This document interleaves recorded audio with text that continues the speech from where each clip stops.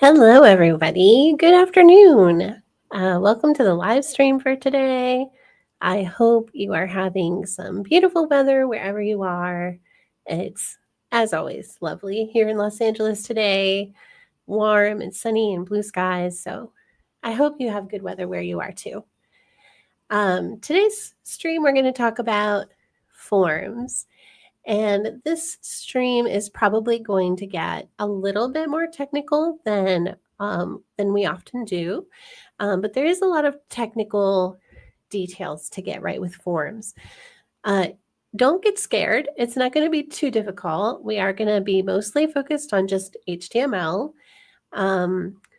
So I don't want you to feel like too nervous about it. And even if you don't really know how to write HTML or don't know code, this could still be helpful, I think, to get an idea for some things that you should be looking for in accessibility testing and making sure that your forms are actually accessible. So I found this, let me flip over to this window that's behind here. So on the WAI website, I actually found this forms tutorial, and I think we're going to use this as the structure for the live stream today. I think it's actually really helpful. And I thought it would also be helpful to take some of the code examples that are here and put them over in CodePen and play around with them a little bit and see how they get read out with a voiceover. Right, so I'm on my Mac today, so the only screen reader that I have access to today is VoiceOver. So I think we'll try out some code samples.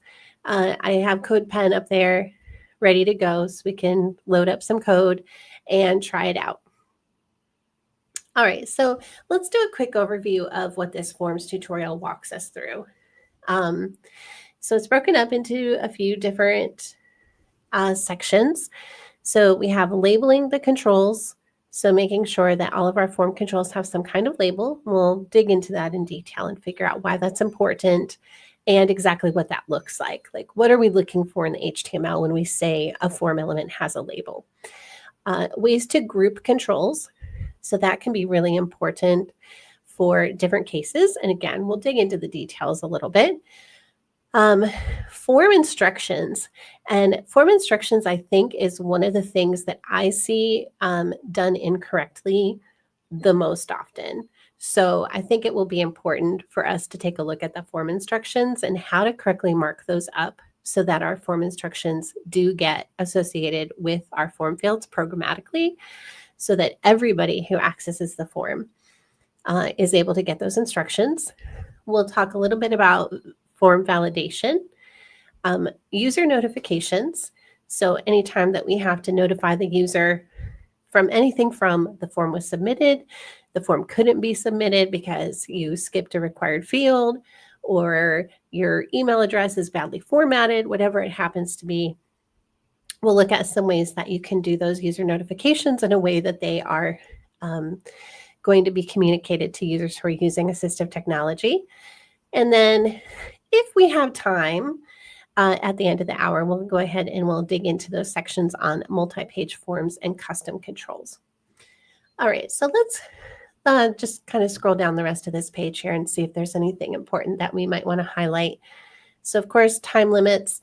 You don't want to put a time limit on a form unless it's strictly necessary. So, if you're running eBay and there's a live auction happening, obviously there is a time limit there that is imposed by external forces, right? Somebody can't get extra time to bid on an auction, no matter what their situation happens to be. The auction ends at the time it ends, period, and nobody gets extra time to kind of get their bid in there.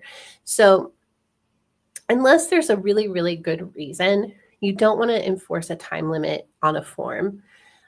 And then they go over why are all these things important. They're all the same usual reasons that accessibility is always important.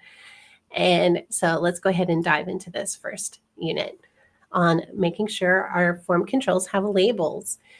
So the typical way that we would do that is by using this label element that they mention right here. So the label element, and we can see right away there's two different ways that we can associate labels with form fields. We can do it explicitly or implicitly, and we'll look at the code for what that means. Those are basically just differences in the HTML code for those labels and form fields that makes that difference. And then we'll talk about labeling buttons, visually positioning the label text, and handling anything for mobile. All right, so first we have the explicit label for form fields. And here is what that code looks like. So right here, let's start with the form input. So I have a input type of text, which is what makes this kind of box that you can type into. And then I have, it is called first name. So this name attribute that's here, that is for handling your form on the back end. That doesn't actually have anything to do with accessibility. So that name isn't impacting any kind of accessibility, but that is what this data point will be called when it gets passed to your backend server. So, you know, whatever your backend program needs to be passed to it is what you can use for the name, and you don't have to worry about that name impacting anything about accessibility. And then we have the ID attribute. So this one is important for accessibility. And it is pretty common to see the pattern that we see here, where the value for the name and the value for the ID are the same. But that's not a requirement. It's just a really common convention. So again, the name doesn't impact accessibility at all. The ID does, because that is the attribute that we're going to use to refer to this form input. So here is our label tag that labels that form input, and you can see that it says for first name. And this is where a lot of confusion happens to come in, because like I said, the ID and the name are very often the same, and sometimes people get confused. This for attribute is referring to this ID attribute.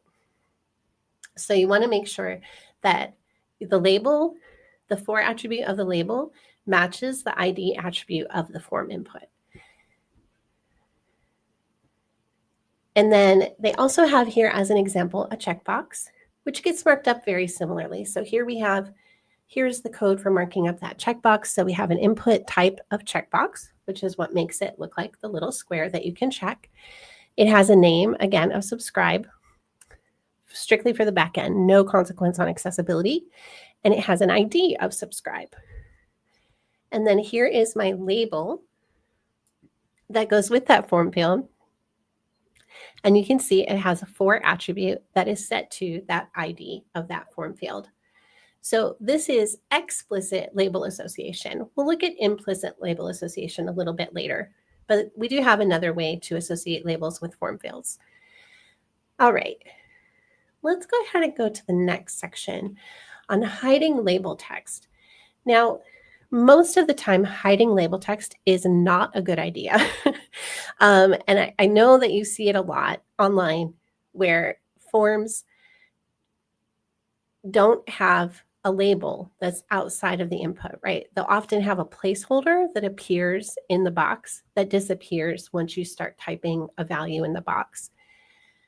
Those are generally not a good idea. They're really challenging for users who have cognitive disabilities, reading and learning disabilities. They're challenging for people with memory issues. And honestly, they're challenging for anybody who isn't going to remember what 8 different fields in a form were for, which most people are not going to be able to hold that in their head and remember, especially if they get interrupted in the middle of filling out a form. So we do have a few exceptions where it might actually be okay. And one of them is when we have a search input, right? Where the whole form is just a search input and a button to submit the search. In those cases, it's such a common convention across the web that even though that is technically not the way it should be done, it's going to be okay. People are going to be able to figure out how to use that because it's pretty straightforward. And we have a case where the button that is there is actually kind of acting as the label for the input because we have just a very simple form with just one field and a button in it. So it's easy to figure out what's happening there. All right, so in a case like this where we do want to hide the label and we don't want to have it visible, so some approaches that we can take. So one is to actually hide the label element. So here you can see I have a class called visually hidden that is making my label, it's using CSS, styles basically to make that label. So it's there on the page, the label actually exists, but it's not visible on the page. So it will get read out for assistive technology. And again, you can see that this is an explicit association of the label with the form field because, whoops, sorry, I didn't mean for that to scroll. Here's my input, and you can see it has an ID of search. And here is my label with a for attribute set equal to search. So that is explicitly associated. And then my button with a type of submit would just submit that form. All right, another approach that I could use is an ARIA label. And here's what that would look like. So you see, in this case, I don't have a separate label element that's marked up. Here, instead, I have an ARIA label attribute equal to search. So assistive technology will read that out. It works most of the time, but this is not quite as reliable as using a regular label tag. So you should be aware of that. It can be a nice solution when you can't do something else. It can be an acceptable solution, but it does have some other kind of issues with it. So for example, I'm sure that you're all familiar that you can translate pages in your browser, right? So if you go to, like I'm an English speaker. If I go to a website that's in Spanish, my browser is actually going to prompt me and say like, oh, do you want me to translate this to English? And it does like a pretty decent job, right? It's not perfect, but at least I can understand the page now. Well, one of the tricks is if you are using the ARIA label attribute, sorry, that word just flew out of my head. If you are using the ARIA label attribute, that doesn't get translated. So keep that in mind, that if users are using your page in other languages by just using browser translation, the ARIA label is not going to get translated. So it does have a few fallbacks where it's not quite as nice of a solution, but it can be acceptable for certain cases. All right, let's look at our third approach, which is using ARIA labeled by. And this one I really like actually for these simple search forms because visually we can kind of see that the form field is kind of labeled by the button, right? The button says search, tells me kind of what that input is for. And so in this case, we're explicitly stating that relationship between the input and the button, and we're explicitly saying the button labels this input. So how do we make that work?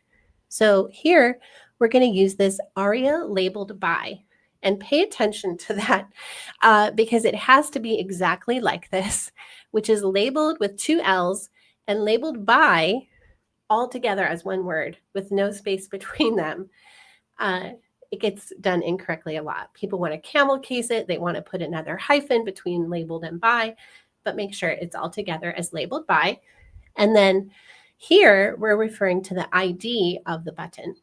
So in this case, we've added an ID attribute on the button so that this ARIA labeled by refers to that. So again, not quite as bulletproof and reliable as using a regular label tag. ARIA is not always as supported as native HTML elements.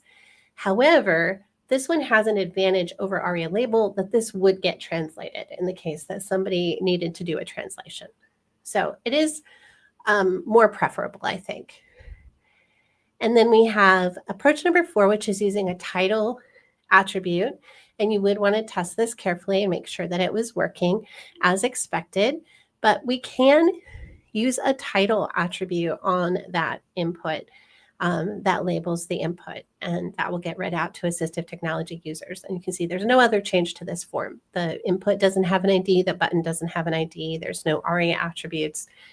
It's relatively just straightforward.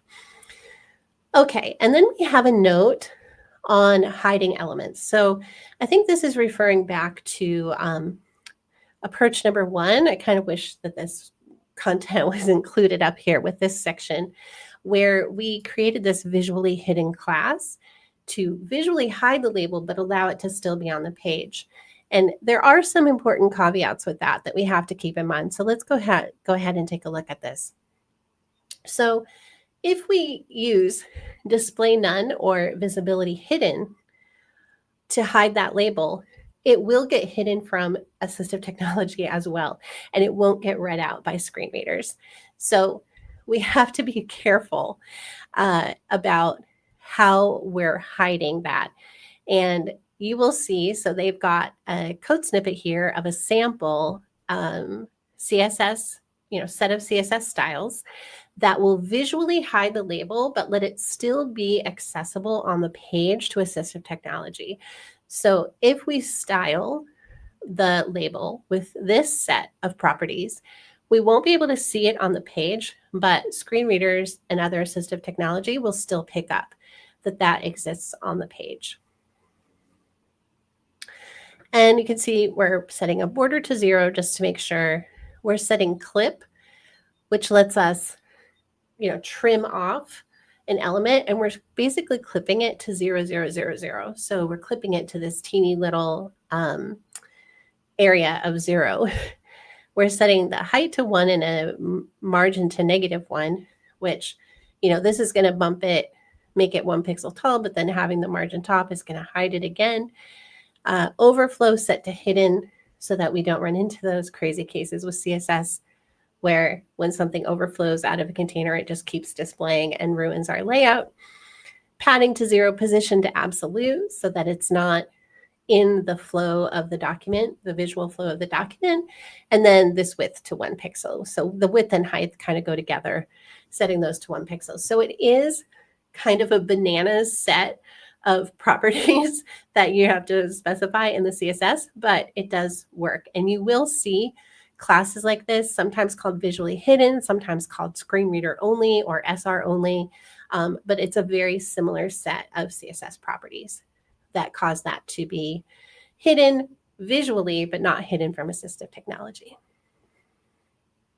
All right, let's talk about implicit label association. So this is the other way that we can associate labels with form fields. And basically all you do for implicit association is you wrap the label around the form input. So here we have a label, right? My opening label tag and my closing label tag. And in between, I have the text of my label and I have my form input. And I don't need to have a for attribute on the label. I don't have to have an ID attribute on the form input. Just by virtue of the label being wrapped around that form element, it creates that programmatic association between the label text and the form field. Most of the time, you will see implicit label association being done for things like checkboxes and radio buttons. It's less common to see it for, text inputs, select drop-downs, and other types of form elements. The only reason for that is because you don't get a lot of control over the layout when you use implicit label association. Most of the time with like a checkbox or a radio button, it's pretty simple and straightforward. You just want the label to be sitting right next to the checkbox. But for form labels, right, if I'm labeling a text input, I might want the label to be above the form input. I might want it to be to the left. So I might want different kinds of layouts. And that's easier to do if you have a label tag and an input tag that are separate, that aren't nested inside one another. So that's the only reason that it's less common to see this pattern here, where I have a text input with an implicit label wrapped around it. So this case here, where we have an opening and closing label tag with a checkbox input in between, that's a lot more common. We see that a lot more commonly because you don't usually need to do a very complicated layout when you're doing checkboxes. All right, let's look at labeling buttons. So we want to make sure that we have text when we're using a button tag like this. we want to make sure that there is text inside of our button. That includes the case where we have icon-only buttons, which everybody loves to use. So if I go back up to this search example here, for example, I'm sure we have all seen search forms on the internet where the word search is not on the button, but it's a little magnifying glass with no text at all. You would still want to make sure that there was text in that button, that button got labeled. So one thing that we could do is we could use our visually hidden CSS class to wrap the text in a span and apply that CSS class so that that text is there inside the button, but it's visually hidden, but still available to assistive technology to be read out. We could also use ARIA label, ARIA labeled by, to add that text in there as well. But having the text there and hiding it with a CSS class is my favorite approach. I think it's the most reliable across different devices and screen readers and everything like that. All right, so buttons by default are of type submit, which means that if they are inside of a form, clicking on them or activating them, if you're using keyboard only, will submit the form. If you want a button to not submit a form, you need to make sure to assign it a type of button. So you do have to make sure to add the type attribute set equal to button if you have a button that shouldn't submit a form, because this submit is the default value for type. All right. And then if you're using inputs instead of button tags, if you're using input tags instead, you can't put text inside of them like you can with a button tag, right? Like here where I have, here's my opening button tag, I have some text, and then I have my closing button tag. And also I could put an icon in there, right? I can put all kinds of content inside of a button. With an input, I can't do that. I can't put text inside of it. So it's a little bit less flexible, but it can still work for cases where we just want really simple buttons. So here's what it would look like. So we can do a type submit, and whatever we set as the value is going to be the text label that appears on the button, and it's also going to be the accessible name of the button. And then here is how I would do the equivalent of button type button is I would use an input type button with a value set equal to whatever the text I would want to have on it would be. They have a little note here about input type image to let you remember that those need to have an alt attribute on them. So if you do use an input type of image, which I feel like those were really common in years ago before we had a lot of support for web fonts, when people wanted to make sure that their forms looked a certain way or their form buttons used a certain typeface, but it wasn't a web-safe font. It was pretty common to use images. I don't feel like I actually see that happening much anymore, but just in case you're in a situation where there is an input type of image, it should have an alt attribute, just like an image tag would have an alt attribute. All right, so they're going to give us a little bit of information here on visually positioning the label text. So typically for checkboxes and radio buttons, you want the text to be after the form input. And usually for any other kind of form input, you want it to either be to the top or to the left if you're dealing with a left to right language. If you're dealing with a right to left language, then it would be the opposite. You'd want the label on the right. All right, and then just to make sure that everybody is aware, we do have, we have input type text, but we also have a whole collection of input types that are really useful for several different cases.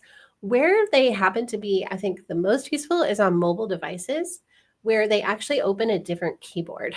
So if you use an input type email, for example, on just a desktop device, you do get some built-in validation for the format of that email address.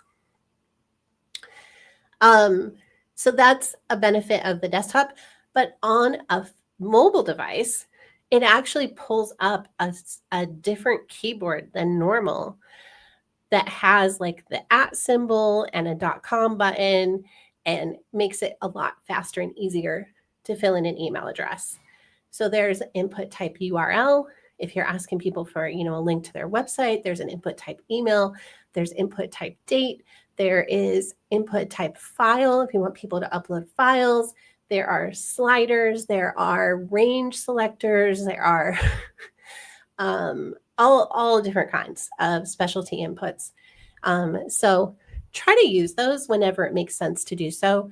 It gives you some nice user experience improvements that it would be really hard to get those a different kind of way. All right, let's take a look at this grouping controls. So here we have approach number 1, associating related controls with a field set. So generally, anytime that you have a set of checkboxes or a set of radio buttons, you want to make sure that you're wrapping the entire set in a field set that gets a legend element. And that legend element acts like an overall label for the whole group. So here's an example where we see the overall label for this whole group is output format. And my options are a text file, a CSV file, or an HTML file. So you can see that all 3 of these are output formats. And we're asking the user to pick one of them. Otherwise, if you don't have a field set and you just put like a paragraph tag, say, that said, hey, choose your output format, that is not going to be programmatically associated with the radio buttons and won't be read out for assistive technology users so that they understand what's being asked. And they'll have to just kind of figure out what you're asking by what the options are, which can be very confusing, and it's not always possible to do. So using a field set with a legend, and here's what the markup looks like. So you use a field set tag, open and close, wrapped around the entire set of options. The legend has to be the very first element that's inside the field set to make sure that it works. So if for layout or design or CSS purposes, you need to put another div inside your field set, that is perfectly allowed. It's not going to ruin anything, but you want to make sure that your opening div tag comes after the legend. So it can't be wrapped around the legend as well. So it would go field set legend, your wrapper div, and then all of your content that goes inside the field set, and then close your wrapper div and then close your field set. So just be aware of that. If you need to nest a div inside a field set, make sure you leave out the legend. Don't nest that inside. And then here we have, our set of radio buttons being marked up as an example inside of our field set. Next example is the checkboxes, which works very similarly. So I can say I want to receive, and here are my options. And you can see that if you didn't have this text, right, if that text was hidden from you, you might be able to figure out what they're asking, right? Like, what do they want from me? You might be able to figure it out from this set of choices, but sometimes that's possible and sometimes it's not. But if you have the field set and legend there, then everybody gets to know what you're asking. So it's pretty important to include that. Another case where we would use a field set and a legend is in the case where we have a set of fields that go together. And this is the example that I always see used is a shipping address and a billing address. I don't think I've ever seen a tutorial about grouping form fields that used anything else. But there are, of course, other cases where you might want to group a set of fields. Like a very simple case would just be a name field, right? Where like maybe you actually have multiple different fields where you're asking somebody for their name. Like you ask for their first name, middle name, or middle initial, their last name. And then, maybe they have an honorific that goes on the beginning. Maybe they have some kind of suffix or prefix before or after their name, and you have separate fields for all of those things. But they could all be put in a field set and labeled, or with a legend that just said name, right? They're all name fields. So there's lots of other cases where you might want to group fields together. You will always see billing and shipping addresses used as the example, though. Like another good one would be credit card fields, right? Like you have your credit card number, the CVV number, the zip code, right? There's a bunch of things that kind of all go together. What type of card it is, that could all be put together with in a field set with a legend that said, you know, payment info or credit card info or whatever. So they give us the code snippet here again. Again, we have the field set wrapped around the whole thing. A legend immediately inside the field set as the first child inside, and then whatever our form markup is. You can have extra divs, paragraphs, whatever you need in there to get the layout that you need for your form. That's not going to interrupt anything. So that's perfectly fine to do. You see that they've wrapped each of their form fields in a div. That's perfectly acceptable. You could do that. You could do paragraphs. You know, you might have a complicated layout where fields are, you know, you have 3 fields on the first line, but then there's a big field on the second line. You know, you've got all kinds of complicated layouts happening that might require you to have extra divs wrapped around things. That's perfectly fine. It's not going to affect the accessibility of the form, as long as you make sure that you have your labels correctly associated with your form fields and that you're using field sets and legends wherever it makes sense to do so. All right. And then approach number 2 is to use ARIA, which ARIA is always, always the second choice, right? For some reason, we're dealing with some ancient, you know, content management system or some rigid and flexible system that we've got to make forms on for whatever reason. And we absolutely cannot change the markup that that tool is outputting. That would be the case where we would want to use ARIA instead. Always, always, your first preference should be to not use ARIA and use the native HTML elements. If you have a case where that cannot be done for some reason, then falling back to using ARIA is an acceptable solution. So let's take a look at what this looks like. So you can see that instead of a field set, we just have a div, and it has been given a role of group, and it has this ARIA labeled by attribute, which that is going to act as our legend for our field set. So in this case, I'm looking for something with the ID of shipping head, and it's right here, ID of shipping head. So shipping address is going to act like my legend for this fake field set that I have here. One thing that does happen as a consequence of doing it this way is that the order that this element that's acting as a legend, it's no longer vitally important that it be the first child inside that div. It could be positioned somewhere else inside. So we do get a little bit more flexibility because we're just associating the ID. We're using ARIA labeled by, that refers back to this ID. And so because we're just doing that, it doesn't matter exactly where on the page this div is. It could be somewhere else entirely. It could be not even inside this div. It could be somewhere else on the page, and it would still act as a label for this group. Now, for your own sanity, I wouldn't recommend that you just go throwing it on the page anywhere, because it's going to be a nightmare to try to find it later. You want to keep in mind the maintainability of your code. But I'm just saying, like, from a technical constraint, there's no reason why it has to be the first element inside the group. And then you can see that we've got the rest of the form markup, just like always. So labels and form inputs all correctly labeled with correct label names. All right, let's talk about select elements. So if you don't know, the browsers are starting to introduce a lot of support for CSS styling of select elements. So I think one of the biggest accessibility issues that we see really commonly across forums on the internet is that select elements are not super flexible or stylable with CSS.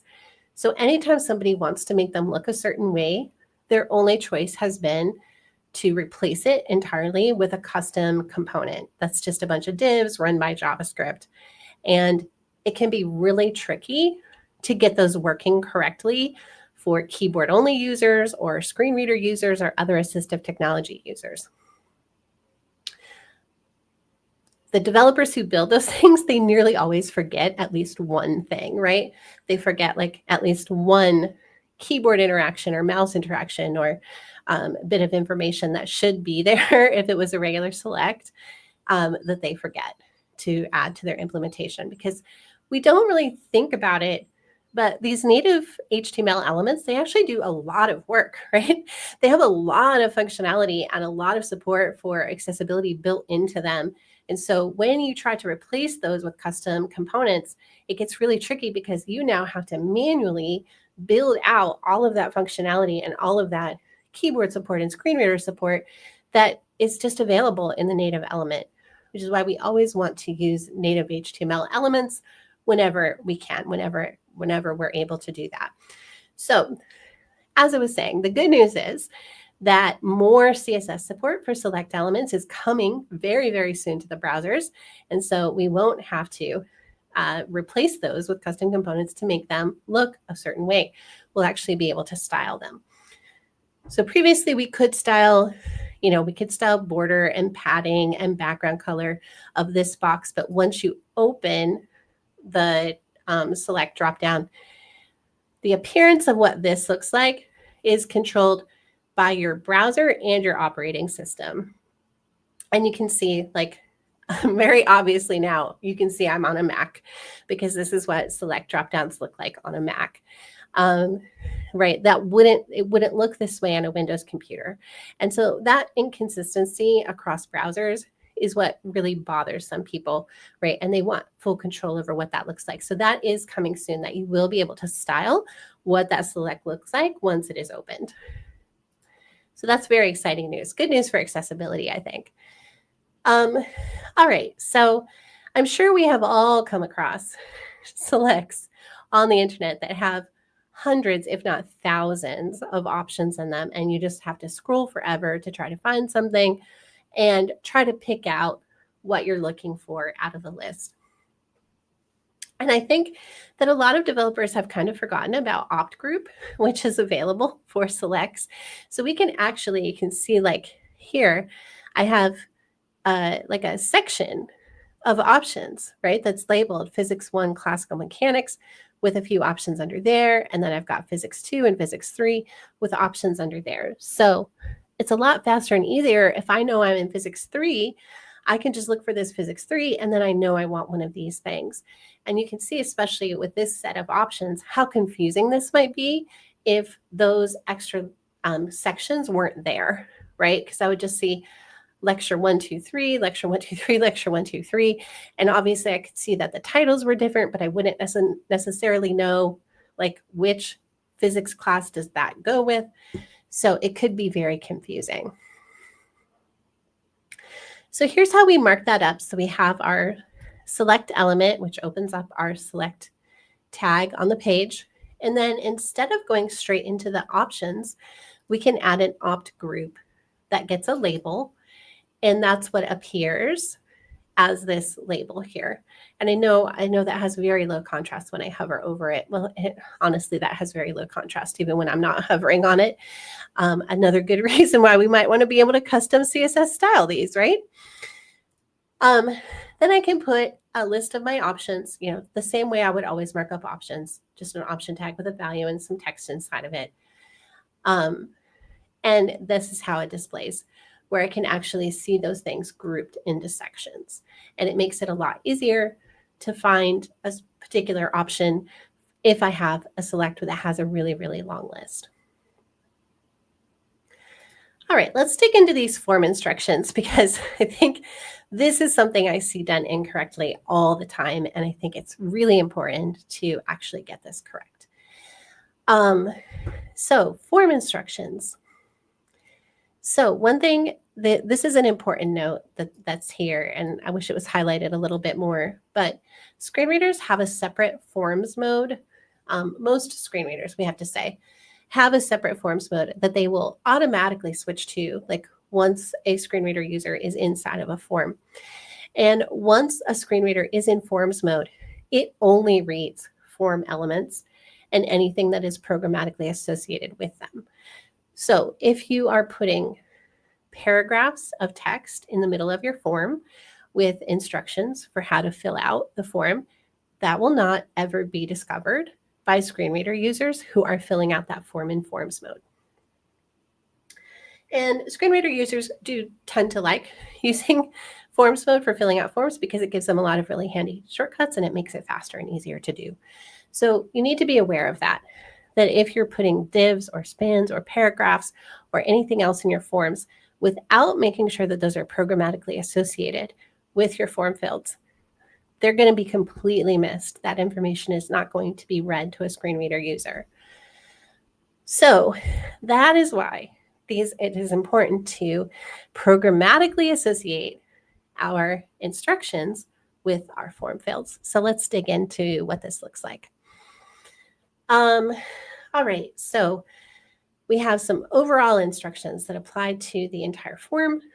Now, on most forms, well, I don't know if I can say most forms. On many forms, it's relatively straightforward, right? Like a contact form. We're asking for somebody's name, some way to get a hold of them, their email or their phone number, and then a short message from them.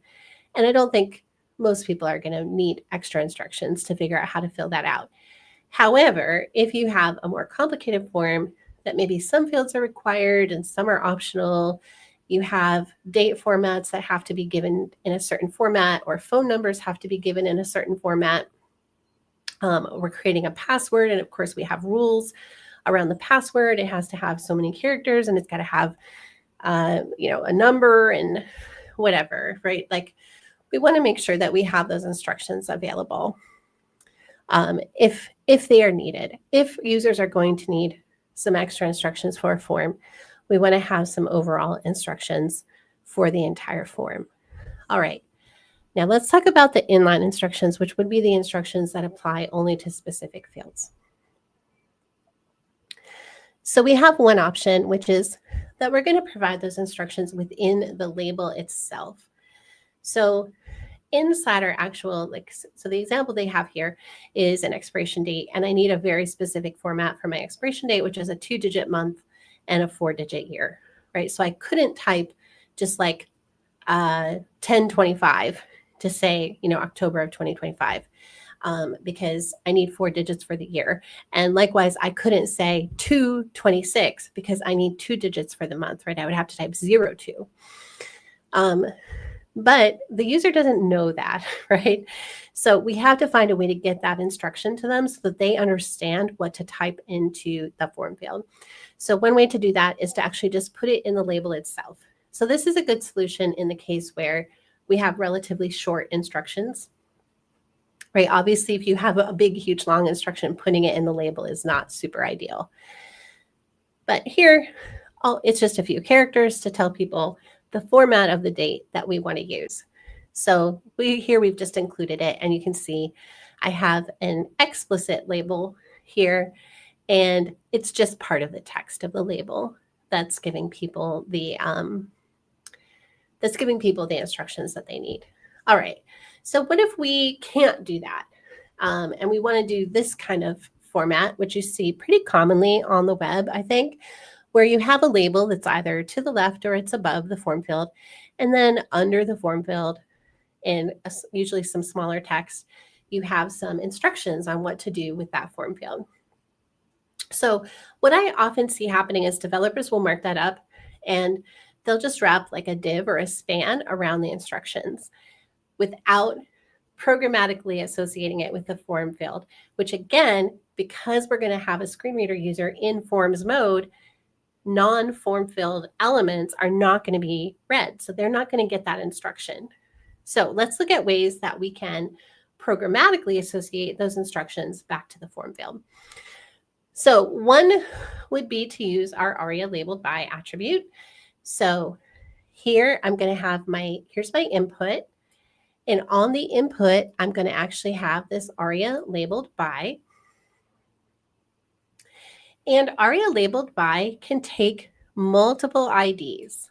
So that's what I have here, because if I'll come back to that point in a second, right? So I have multiple IDs. So let's look at what these are. So I have EXP label, which I can see is this ID here. So that's the ID of the actual HTML label tag that is associated with this form input. And then I have this EXPDESC, which I can see is the ID of this span that appears under the form. All right, now you might be wondering, I already have an explicit label associated with this form or with this form input. Why do I have to now have this ARIA labeled by? And that is because if I were to just add this ARIA labeled by that only referred to this span, that would override the HTML label element. And so this actual label would get lost. It would no longer be the accessible name of the element. And we would just have this mm/YYYY. And what are you asking me for? Obviously, I know it's a date, but a date for what? So we want to make sure that we're not overriding the association of this label. We want to keep it and add to it. So that's why we have to add the ID to the label, and we add an ID to our instructions, and we associate them both with this ARIA labeled by. So that's one approach we can take. We can also use ARIA described by, and that works similarly. So here they have also done the ID on the label and used ARIA labeled by to associate it. In my experience, that is actually not necessary with ARIA described by, but definitely test your own code, make sure it's working as expected. So I think as far as I'm concerned, doing this part is optional. Of course, it's not going to hurt anything to do it. And so here in this case, we're going to do something very similar where we're going to take that span that contains our instructions and give it an ID. And now we're going to use the ARIA described by attribute to associate those instructions with that form field. So again, ARIA described by all mushed together as one word, no space, no hyphen between the words described and by, all run together as one word. It gets mistyped a lot. So this is going to let us have our label and then our instructions for the form field, both programmatically associated with the form field, so they will get read out to assistive technology users. So pay special attention to that because it is something that I see done incorrectly all the time. And form instructions are just kind of plopped on the page in a span, in a paragraph, in a div, with no programmatic association at all, which means that a significant proportion of your users are not getting those instructions at all, which could make it difficult for them to fill in the form. It might make it impossible for them to fill in the form, depending on what it is. And it could also lead to you just getting a lot of really bad data in your form because people don't understand what they're being asked to fill in. All right, so placeholder text. So the web has a real love affair with placeholders these days, and people really, really want to use placeholders instead of visible labels. But let's talk about them because placeholders can be helpful because they could give me an example of what kind of content I'm looking for. They could give me a hint about the format for the data that I'm entering, right? If I need a certain date format, for example, or a certain phone number format, they can be helpful for those kinds of things. They can give me a hint. One thing that I have seen is a lot of users are very confused by placeholders and they don't understand that it's not text that's in the field. And a lot of users have developed the habit of typing a space because when you focus the field that has a placeholder, the placeholder doesn't go away. Right? It doesn't go away until you start typing. And some users are very confused by that. Now, this is native HTML behavior, right? This isn't something that a developer dreamed up. This is the way placeholders behave, just default in a browser out of the box. And so what a lot of users will do is they'll type a space because they're like, oh, now I've got a clear field and I can type in. So you have to make sure on the back end that you're stripping out all those initial spaces that people are probably typing in. But, if you've robustly programmed your form, you're probably trimming that off anyway. And the other thing that you want to be careful of is that you're not using a placeholder instead of a label. If you're going to use a placeholder, it should be in addition to a label, not in place of it. They are not reliably read out to assistive technology users. So in a case where I don't have a separate label and I'm just relying on the placeholder, you can't rely on that to be communicated to people. And then, of course, the other issue with them is that once I have typed something in these fields, the placeholders are gone. They're completely gone. And if I have, just a simple search form like what we saw earlier, that's just a search field and a button, that might be an okay case where maybe you could have a placeholder instead of a visible label.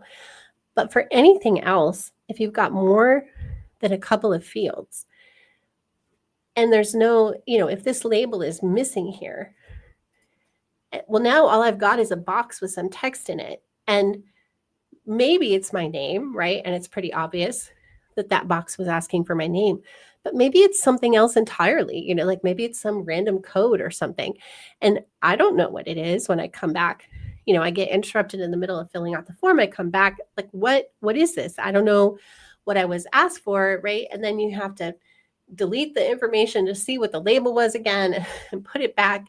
So it's a really inconvenient user experience for all users, but it can be especially problematic for users who have cognitive challenges, reading and learning challenges, memory challenges, etc. So how we use a placeholder is it's just an attribute on the form element, right? So here's our form element, our input, and we have an ID of search. We have a label correctly associated with it. And then we have this placeholder attribute here, which can be used to help give us a little bit of hint about how to fill something in, but keeping in mind that we cannot rely on that being communicated to everybody who is using that form. All right. And then just a little note from them that you can actually style the placeholder. They do tend to be quite light on a white background and can be pretty difficult to see because they do not meet, this is not anybody's design mistake. It's the way that HTML gets rendered in the browser is that placeholder is often so light that you can barely see it. So you can style the placeholder by using this CSS, selector, and you could make it a different color and make sure that it's dark enough to read. Now, where that starts to get into tricky territory is that if I erase one of these, you still want to have sufficient difference between a placeholder and real text that was entered into the form that you can tell them apart, right? Because did I type in, e.g. apple pie? If it's, right, if I style that with CSS to be the same color as when a field is filled in, that gets very confusing too, because now I can't tell which fields I have filled in and which fields just have that extra placeholder text that was programmed into those inputs. So be careful if you start adjusting the color of placeholders and make sure that there is sufficient difference between your placeholder styles and your regular text styles that users can tell apart form fields that they have filled in and form fields that they may not have filled in yet. All right, let's talk about validation a little bit. And then I can pick up next time and we can go through the user notifications and multi-page forms and custom controls. All right, so validating input. So we have a few different things that we might need to validate. And one would be when a field is required. And I think we all know that traditionally we've seen just a little asterisk, right, being added to the label to say that this form field is required. That is generally not considered to be a best practice for accessibility any longer, because not everybody is going to understand what the asterisk means. And of course, it's not going to get read to assistive technology. So one thing that you can do is put the word required in your label so that that is visible for everybody. Another thing that you could do is to actually use the required attribute on the input. So you'd want to do these together because we're addressing different use cases, right? And then we also have an ARIA attribute for required set equal to true. All right, so let's talk about all these different approaches. So having a visible word required, we're putting that there for people who can see our form, sighted people who can see our form, to keep track of which fields are required, right? If we can't just make the required fields a different color because not everybody can perceive color. And not everybody is going to understand what a symbol means. So we actually want to say the word required somewhere near the form field. So here they're putting it inside the label. I think that's perfectly fine. I think it's also perfectly acceptable to put it not in the label and to just put it somewhere near the form field.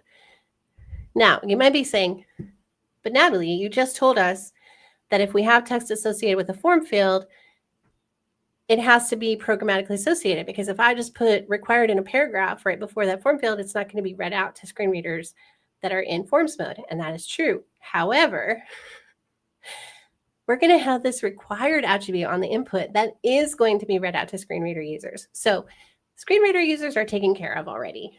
And when we use this pattern that they're recommending here, where we're actually putting the word required in the label and we're putting the required attribute on the input, that's going to result in screen reader users hearing required twice, right? Because they're going to have the label read out to them, name required, and then the screen reader is going to tell them at some point, while it's reading out the form, this form field is required. So they're going to hear it twice, which is why this is not necessarily my most favorite approach, and why I might actually want to put this out in a separate, somewhere separate, where it's not actually programmatically associated with the form field, but is visible somewhere near it.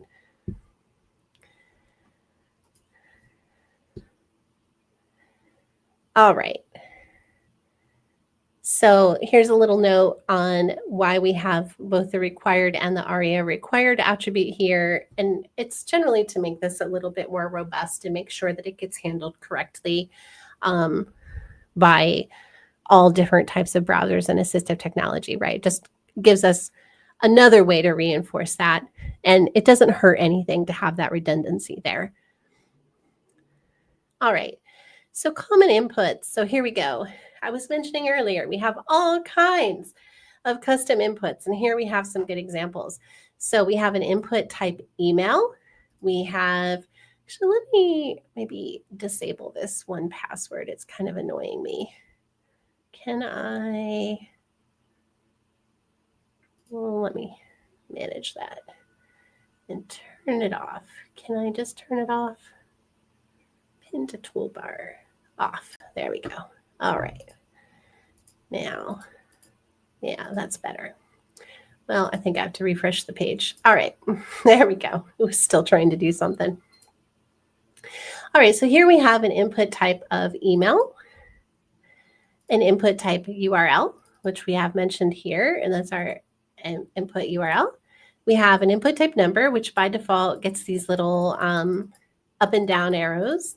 And they can usually also be operated with the scroll wheel, but that doesn't actually seem to be working on this one. Of course, that scroll wheel can be the bane of your existence sometimes when you are accidentally just changing the value of that field and don't mean to be.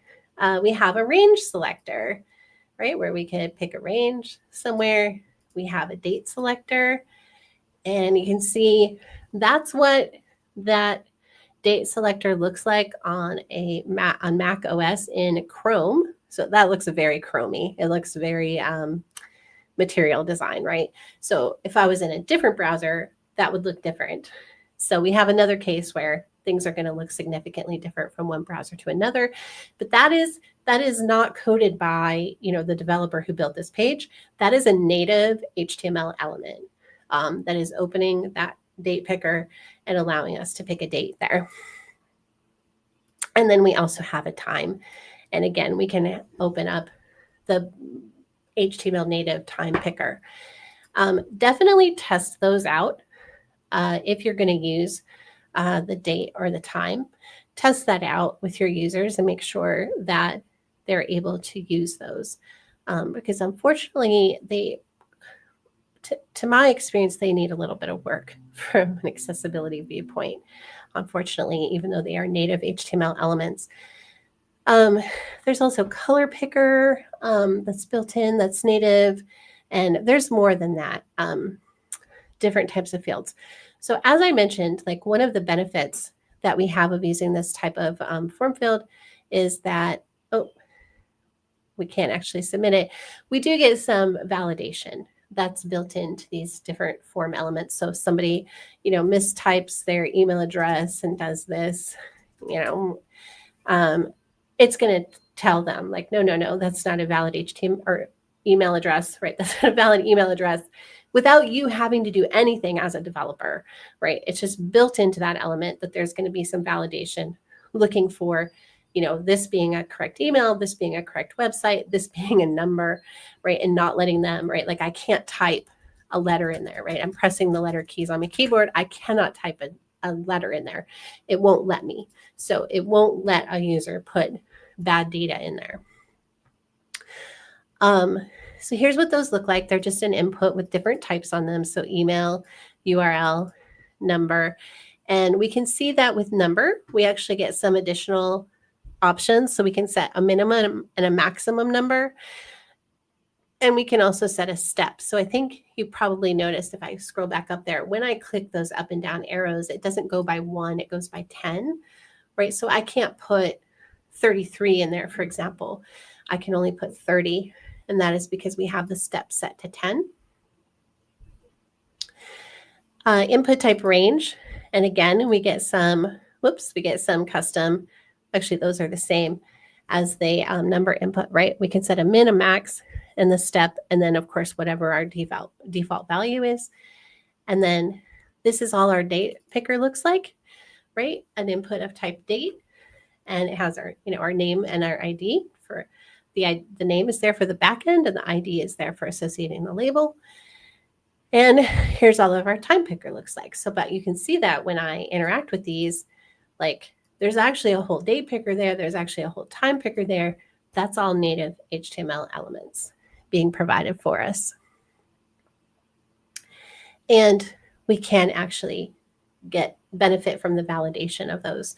It won't let the user submit the form if they have put bad data that doesn't conform to the formatting.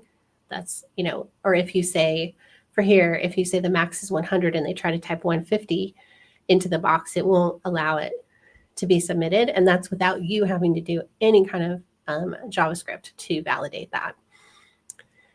All right, and then it looks like it goes into some more complicated validation. So I think we'll save that for next time, and we'll pick up and keep talking about forms next time. So I hope that this was really helpful for you in thinking through some of the accessibility considerations that we have with forms on the web, which a form, of course, is typically the way that users interact with our websites or our web apps. Like whatever you happen to be doing, if you're tweeting or you are leaving a comment on LinkedIn or you are ordering something from an e-commerce store, what you're usually doing is just filling in a form.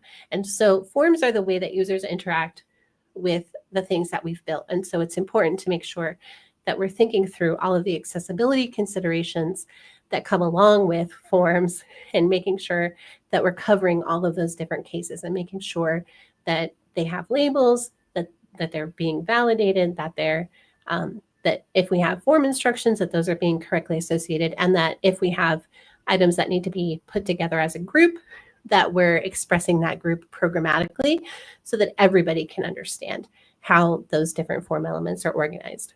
So that's where we'll wrap up for today.